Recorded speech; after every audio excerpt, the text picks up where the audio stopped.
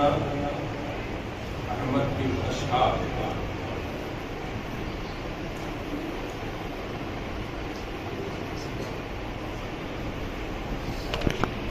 بسم الله الرحمن الرحيم. حدثنا احمد بن اشعاب قال حدثنا محمد بن فضيل عن عمار بن قعقاع عن ابي زرعه عن ابي هريره رضي الله تعالى عنه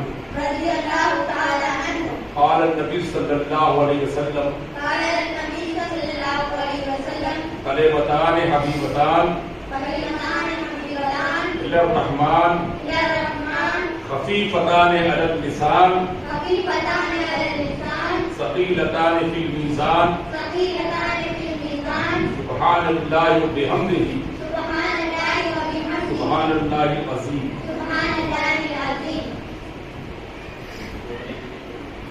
خاص گزارش ہے کہ آپ سنیے رکھو. ہم سے حدیث بیان کیا احمد بن اشعاب نے، انہوں نے کہا ہم سے حدیث بیان کیا محمد بن فضیل نے، ان سے روایت کی عمار بن قعقاع نے، ان سے روایت یا ابی زرعہ نے، وہ روایت کرتے ہیں حضرت ابو ہریرہ رضی اللہ تعالی عنہ سے کہ نبی کریم صلی اللہ تعالی علیہ وسلم قال نبی صلی اللہ علیہ وسلم یعنی حضور سرکار عالم صلی اللہ علیہ وسلم نے ارشاد فرمایا کلمتان حبیبتان الی الرحمن، دو کلمے ایسے ہیں جو رحمان کو محبوب. اللہ کے نبی صلی اللہ علیہ وسلم نے ارشاد فرمایا کلمتان حبیبتان الی الرحمن، دو کلمے ایسے ہیں جو رحمان کو محبوب ہیں، اور خفیفتان علی اللسان، اور وہ دونوں کلمے کیا ہیں؟ زبان پر ہلکے ہیں، زبان پر ہلکے ہیں. ثقیلتان فی المیزان، اور میزان میں بھاری. دو کلمتان حبیبتان الی الرحمن، دو کلمے ایسے ہیں جو رحمان کو پسند ہے، محبوب ہیں. خفیفتان علی اللسان، زبان پر وہ بہت ہلکے ہیں.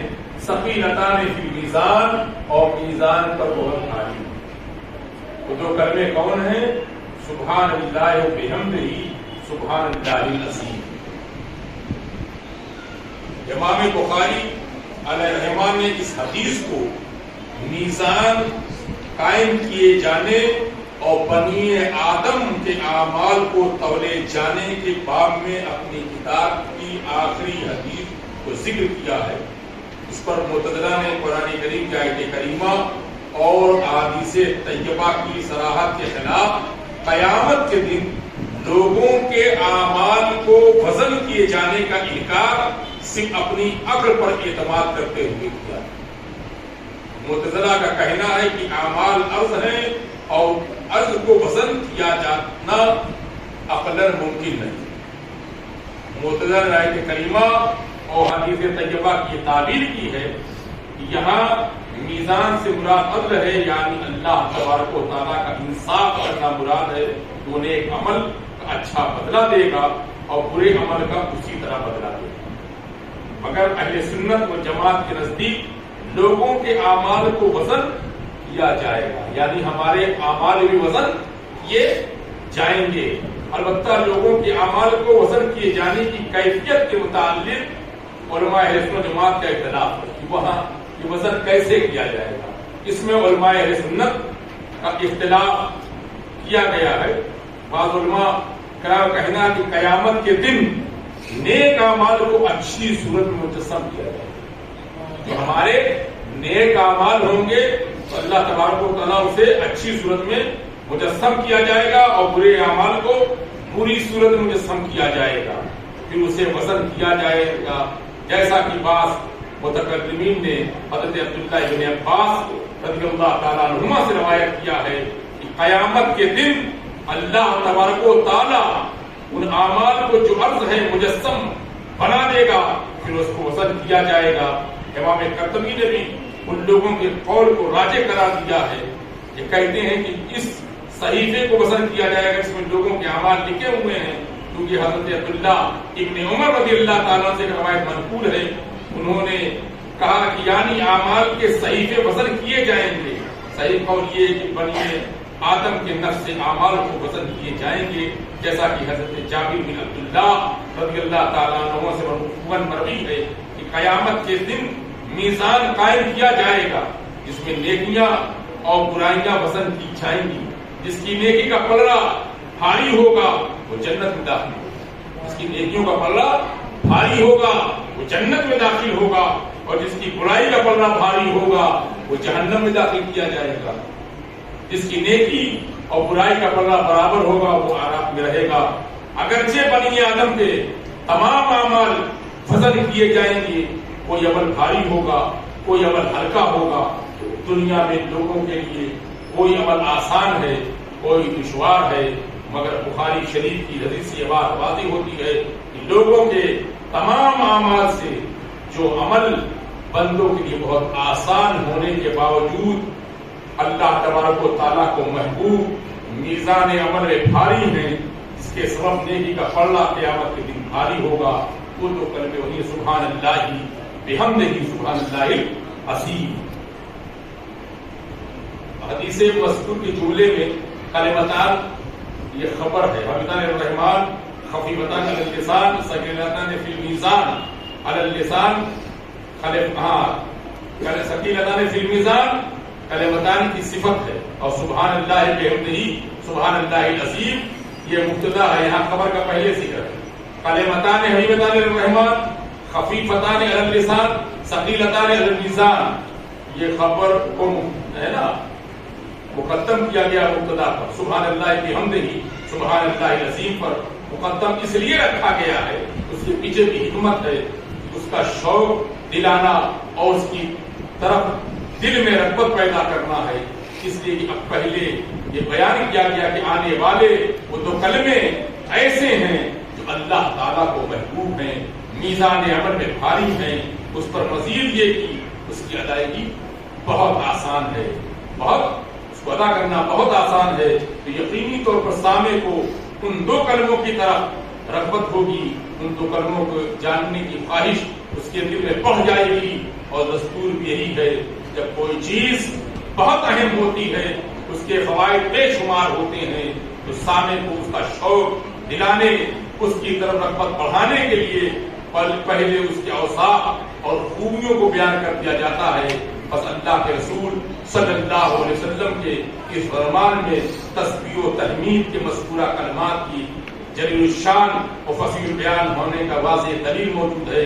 حدیث شریف میں تسبیح و تحمید کی عظمت شان کے متعلق مذکورہ بالا الفاظ حبیبتان الرحمن میں اس بات کی طرف اشارہ ہے کہ تسبیح و تحمید کے ان دو کلموں کو پڑھنے والا شخص اللہ تبارک و تعالیٰ کے نزدیک محبوب ہو جائے گا. جو اس کا دل کرے گا، جو اس کو اپنے وسیلے میں رکھے گا.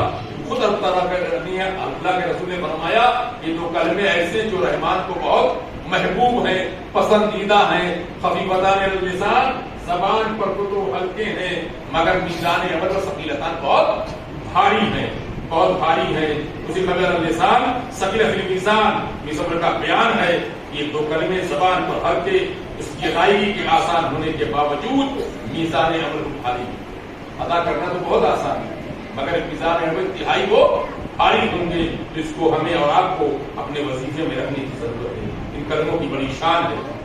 اور انسان کی خواہشات نفسی کے خلاف جو عمل میزان میں بھاری ہوتا ہے وہ انسان کی خواہشات نفسانی کے خلاف ہوتا ہے. اس کی ادائیگی بذات خود نفس انسانی پر دشوار ہوتی ہے، اور جو عمل میزان میں ہلکا ہوتا ہے وہ انسان کی خواہشات کے موافق ہوتا ہے، اور اس کا کرنا نفس کو ناگوار نہیں ہوتا. جیسا کہ روایت میں آیا ہے کہ بعض اسلاف سے نیکی کے بھاری ہونے اور برائی کے ہلکا ہونے کے بارے میں پوچھا گیا صوفیہ سے. انہوں نے کہا نیکیاں نفس انسانی کو ناگوار، کہا نیکی کی طرف ہمارے ناگوار گزرتی کیونکہ ہم نفس امارہ میں مبتلا ہیں. نفس سے امارہ میں دنیا چلے جا رہا ہے. اتنی میں ہے، اتنا ایک دوسرے کے خلاف ہر وقت ہے، غیبت، چغلخوری. عوام دیکھیے، ایک ہے عوامی کا بجا لانا بہت آسان ہے، نماز، روزہ، حج، زکات ادھر جائے، عوامی کا حکم ہے نماز پڑھو، روزہ رکھو، حج کرو، زکات دو. اچھا نماز ہم پر بات کیا ہے فرض بہت اسے نماز کو ہمیں کمانے کے ساتھ پڑھنا ہی چاہیے. تعدیل ارکان واجب ہے. ایک رکن کو دوسرے رکن سے ممتاز ہونا چاہیے. ہم پانچوں ٹائم کی نماز جو پڑھتے ہیں بہت اطمینان سے پڑھیں گے، 1 گھنٹہ لگے گا. بہت سے لوگ تو ایسا سجدے میں جاتے ہیں دوسرے سجدے میں پہلے بیٹھتے نہیں، قوما نہیں ہوتا اپنے سجدے میں چلے جاتے ہے نا، پورا رکوع نہیں ہوتا کھڑے ہو جاتے. ہر رکن کو دوسرے رکن سے ممتاز ہونا چاہیے. تو تعدیل ارکان بھی واجب ہے. کھڑے ہو تو کہاں دیکھیں، رکوع میں جائیں تو کہاں دیکھیں ہے نا، سجدے میں جائیں تو کہاں دیکھیں، جب بیٹھیں تو کہاں نظر ہو، سب ترتیب سے بیان کی ہو. جو پر فرض ہے تو نماز کی ایک ایک باریکی ایک مسئلے کا جاننا بھی ہمارے لیے لازم ہو جاتا ہے. بوڑھے ہو جاتے ہیں، دنیا چلے جاتے ہیں، لیکن مسائل ہی نہیں معلوم ہوتا. اس کو سیکھنے کی ہمیں کوشش بھی نہیں، پریکٹس بھی نہیں کرائی جاتی. بچپنے میں جب ہوگی تبھی جا کے آپ دنیا کے لوگوں کو دیکھتے ہیں جو کرتے تھے پورے پیر کو، یعنی 3 کا لگنا واجب، 5 کا لگنا مستحب. اور بہت سے لوگ بالکل اوپر الٹا رکھ دیتے ہیں، نماز ہی نہیں ہوتی. یہ ہے نماز پڑھ رہے ہیں، محنت بھی کر رہے ہیں، چونکہ مسئلے سے لاعلمی ہے اور چونکہ پہلے پریکٹس نہیں ہوئی ہے تو انہیں عمل نہیں پاتی ہیں تو دقت آ جاتی، معذوری ہو جاتی ہے. بہرحال آپ دیکھیں کہ بہت طمانینت اطمینان کے ساتھ ہم پڑھیں گے تو 24 گھنٹے میں 1 گھنٹے میں 5 ٹائم کی نماز ہو جائے. نہیں ہو جائے. 4 رکعت فجر میں ہے، 12 ظہر میں ہے، 8 عصر میں ہے، 7 مغرب میں ہے، 17 عشاء میں ہے. کچھ کو ہم ملا کے پڑھیں تو آدھے گھنٹے کے بعد ضرور لیجیے تو 1 گھنٹے سے کمی ہوگا اور اطمینان کر لیجیے تو تقریباً 1 گھنٹے میں ٹھیک. ایک دن 24 گھنٹے میں 1 گھنٹے گویا ہمیں نماز پڑھیں اللہ کی عبادت. اور مہینے میں 30 گھنٹہ تو 12 یا 36 360 گھنٹے ہوئے. تو 360 گھنٹے کو دنوں میں تقسیم کیجیے گا تو کتنے دن؟ 14 دن بنے گا. 15 دن مان لیجیے. پورے سال میں صرف ہم نے 15 دن عبادت کیا. پورے جس نے بہت اہتمام کیا، بڑی طمانینت کے ساتھ نماز پڑھی تو گویا پورے سال میں اس نے 15 دن لگایا. 360 دن میں صرف 15 دن. اس میں بھی اکثریت غافل ہے، اس میں بھی غافل کی نہیں غافل. اکثر تو نہیں پڑھتے تھے، توجہ ہی کچھ پڑھ لیا، کچھ غائب کر کی فجر میں اکثر تو سب سے ٹف فجر ہی ہے. ہم لوگ ڈر رہتے ہیں فجر جو مجبوریاں ہوتی کبھی. بہرحال یعنی آپ دیکھیں عوامی بجا لانا بہت آسان، وہ بھی ہمارے لیے بہت دشوار. اور کل حساب آپ نے لگایا تو آپ نے اپنی زندگی کے مثال کا صرف 15 دن دیا نماز. یہ بنا کہ نہیں بنا؟ حساب لگاؤ. پورے سال میں صرف 15 دن، زیادہ سے زیادہ جو 14 دن بنتا ہے. یہ تو روزہ تو سال میں ایک بار، ہر زندگی میں ایک بار. بھی مال شرط ہے، زکات میں بھی مال شرط. تو آپ کو زکات 40واں حصہ دینا، 2.5% دینا، 100 روپئے میں 2.5 روپئے. اگر جب اس کی شرائط پائی جائے گی تب. یہ بہت آسان ہے، اس سے بھی ہم غافل ہیں جبکہ یہ بہت آسان ہے. اور نواہی جھوٹ نہ بولو، غیبت نہ کرو، ماں باپ کی نافرمانی نہ کرو. تو جو نواہی ہوتے ہیں، روکنا جس سے ہوتا ہے وہ تھوڑا ٹف ہے. کب جھوٹ نہ بولیں، کس گھنٹے نہ بولیں، کون سے دن نہ بولیں، کس وقت میں نہ بولیں، اس سے ہر وقت بچنا ہے. اور صوفیہ کا عمل اس پر سختی سے، صوفیہ کا عمل اس پر سختی سے ہے. دن بھر نماز روزہ زکات کرو، اگر نواہی سے نہیں بچتے تو بزرگی نہیں ہے، تقوی حاصل نہیں ہو سکتا. اور سب سے بڑی بزرگی حق العباد، حقوق العباد ہے کہ آپ بندوں کے ساتھ کیسا رویہ رکھیں. آپ کا کوئی حق کھانے چلے گا، آپ کسی کا حق تلفی آپ نہ کریں. کسی کی بزرگی تقوی کا پتہ حقوق العباد سے پتہ چلتا، اس کا انسان کو بہت خیال ہونا چاہیے. تو جب آپ نواہی سے بچنے لگیں گے تو تقوی آپ کو حاصل ہوگی، تو بزرگی آپ کو حاصل ہوگی. اس پر ہمیں چونکہ سب کا جب تک بندے کا بندے سے معاملات میں پاکیزہ نہیں ہوگا اس وقت اسے بزرگی نہیں حاصل ہو سکتی ہے.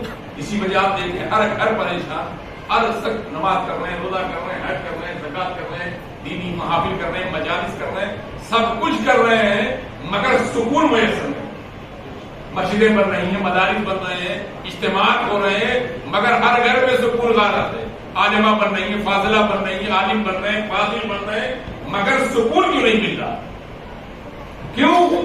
کہ ہماری عملی زندگی کمزور ہو چکی، عملی پر ہم سختی سے عمل پیدا، ہماری زندگی عملی ہے ہی نہیں، پڑھنے پڑھانے کی حد تک ہے، اور اہل سنت والجماعت میں تو ہر چیز کو پروفیشن بنا دیا گیا۔ دوسرے مکتبہ فکر میں کہیں نہ کہیں کچھ خلوص ہے، مگر ہمارا بالکل خلوص ختم ہو چکا، جبکہ اہل سنت والجماعت یہ حق ہے۔ اگر بولا یہ بات لمبی ہو جائے گی تو بہرحال عوامل بھی بجا لانا ہمارے لیے بہت ضروری ہے، اور 5 نماز کو 1 گھنٹے میں ہم آسانی سے ادا کر لیتے ہیں، مگر اس کی شرائط ہے، وقت چاہیے ہے نا، وقت کے ساتھ ادا ہوگی، ہے تو 5 ٹائم، مگر ہم پابندی مانگتی ہے، امام صاحب میں بہت ہی پابندی، 24 گھنٹہ بھی نہیں ہے تو بہت کم ہو 1 گھنٹہ، اور پھر جو نواہی پر عمل کرے گا، جھوٹ نہیں بولے گا، چاہے کچھ ہو جائے، دھوکہ نہیں دے گا، چاہے یہ سب ایمانی مضبوطی کے جائے، تو اللہ تعالیٰ ہمارے اندر کردار بھی لوٹا دے۔ تو خفیف ادان اللسان ثقیل ادان فی المیزان، یہ میرا اپنی زندگی کا پہلا موقع ہے۔ بخاری شریف کی حضور سرکار کلام کو دیکھا ہے، ختم بخاری کراتے ہوئے کتاب بخاری، میری زندگی کا یہ پہلا موقع ہے۔ پہلی بار میں بخاری شریف ان کی زبان مبارک سے اپنے آخری حدیث پڑھی، اس کے بعد شاید آج ہم حدیث پاک آخری جو ہے یا پھر شرح حاصل ہو گیا کہ آخری حدیث پڑھانے کا اور پڑھنے کا اسی بہانے ہے نا۔ محدثین نے بڑی محنت کیا ہے میرے آقا کے اقوال کو تحقیق ہے نا، یاد یہ بات ذکر کیا جائے گی پوائنٹ تھا کبھی خیر۔ خفیف ادان اللسان یعنی زبان پر 2 کلمے بہت ہلکے ہیں، ثقیل ادان فی المیزان مگر میزان پر بہت بھاری ہوں گے، اس میں امر یہ دونوں کلمے زبان پر ہٹ کے ادائیگی میں آسان ہونے کے باوجود میزان عمل پر بھاری ہیں۔ یہ وہ عظیم نعمت ہے جو امت محمدیہ صلی اللہ علیہ وسلم کے حصے میں آئی، کیونکہ قدرت کا اصول یہ ہے جو بھی عمل میزان میں بھاری ہوتا ہے وہ انسان کی خواہشات نفسی کے خلاف ہوتا ہے، اس کی ادائیگی بذات خود نفس انسانی پر دشوار ہوتی ہے، اور جو عمل میزان میں ہلکا ہوتا ہے وہ انسان کی خواہشات کے موافق ہوتا ہے، اس کا کرنا نفس کو ناگوار نہیں ہوتا ہے، جیسا کہ روایت آیا کے پاس اسلاف سے نیکی کے بھاری ہونے برائی کے ہلکا ہونے کے بارے میں پوچھا گیا، انہوں نے کہا نیکیاں نفس انسانی کو ناگوار اور اس کی خواہشات کے خلاف ہوتی ہیں، بس اس کی ادائیگی نفس انسانی پر بھاری ہوتی ہے۔ کہاں پر کی طرف رغبت ہوتی ہے، شیطان ہمارے ساتھ لگا ہوا ہے، اور نفس انسانی بھاری ہوتی ہے، اسی لیے نیکیاں میزان عمل بھاری ہوں گی، اس کے برخلاف برائیاں خواہشات انسانی کے موافق ہونے کے سبب نفس انسانی پر ہوتی ہے۔ ہمارے گھر کی کبھی وہ تیزی سے بڑھیا کرتے ہیں کیونکہ نفس ہمارا کنٹرول بھی نہیں، نفس ہمارا اسی میں رہتے ہوئے میں اچھا خانقاہ کیوں بنائی جاتی ہے؟ تربیت کا خانقاہ مطلب تربیت، عمارت کا نام خانقاہ نہیں، یہ ذات کا نام خانقاہ ہے۔ غریب نواز نے چٹائی لگائی انا ساگر پر تو ہی خانقاہ، اشارہ کیا تو خالد نے پورے انا ساگر کو ایک پیالے کے سمیت دیا۔ مخدوم سمنانی جب جلوہ فروز میں بھیڑ ہو جائے، ابھی نہیں معلوم تھا کہ جگہ کون سی ہے، جب آپ کو پورا پتہ چل گیا کہ جادوگر کمال جوگی اسی دن کوئی مرید ہوا تھا، اسی کا جاؤ تم مقابلہ کرو گے۔ انہوں نے کہا حضور آج ابھی تبدیل مرید ہوا تازہ آپ مجھے بھیج رہے ہیں جادوگر کے پاس؟ تو آپ نے صوفیہ نے پان کو بہت پسند کیا ہے نا، عادت کی ہوئی، آپ نے آدھا پان اس کو کھلا دیا، دے دی، کھانے کے بعد 14 لوگ اس پہ روشن ہوئے۔ اب جانوں گا کیفیت بدل گئی، کیفیت بدل گئی، وہی کمال جو بھی کمال الدین کمالت دین ہو گئے۔ صوفیہ کیا کرتے؟ دل پر کام کرتے، نفس امارہ سے۔ خود قرآن کیا کہتا ہے؟ ولا اقسم بالنفس اللوامہ، میں قسم کھاتا ہوں نفس لوامہ۔ امارہ سے نکلو گے تو لوامہ میں آؤ گے۔ لوامہ کہتی یعنی کوئی گناہ ہوگا کوئی غلطی ہوئی شرمندہ ہونا، نادم ہونا، ندامت اللہ کو بہت پسند ہے۔ وہ کہتا مجھے کسی بندے کی تسبیح و تحلیل میں وہ لطف نہیں ملتا جو ایک بندے کی ندامت کے آنسو میں ملتا ہے۔ وجہ کیا ہے؟ اس لیے کہ جب کوئی بندہ تسبیح و تحلیل کرتا ہے، ذکر و اذکار کرتا ہے، تو کہیں نہ کہیں اس کی بندگی کا اظہار ہوتا، بندگی بھی ہو رہی ہے نا۔ مگر جب کوئی بندہ ندامت کے آنسو گراتا ہے، شرمندہ ہوتا اپنے رب کی بارگاہ میں، دوسرا رب کی شان غفاری کہتا ہے، رب کی شان